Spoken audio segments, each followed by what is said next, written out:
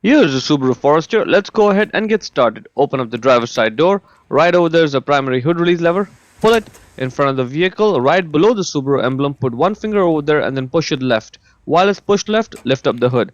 This is how the secondary release lever works. Now this hood requires a prop rod to stay in place, so grab the rod, put it right over there in that slot with the arrow marking it. Let it go, and now the hood is secure. Right over there is a primary fuse panel. We have to get this cover off, which is held in place by two clips, one over here, the second one over there. Press them both and let's go ahead and get the cover off. Underneath the cover is where you'll find all the spare fuses. The 15 and 20 amp fuses are going to come handy in just a minute, and the fuse puller is right over there, so let's go ahead and get it out. Now there are three outlets in this car and there are two fuses for it. All of them over here.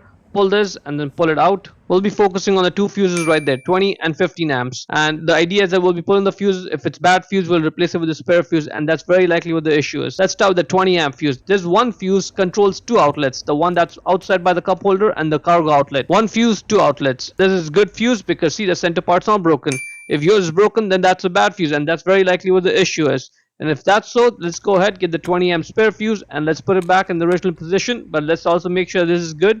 And yeah, this is looking good. And always replace the 20 amp fuse with a 20 amp, not with the 1510. That's going to just cause more issues. Repeat the process for the other one, 15 amp. Pull the fuse out, power is gone because this is a good fuse. If you have a bad fuse, you know what to do. Put it back there, power's back on. When you're done, let's put this cover back in its place. Good. And now let's close this.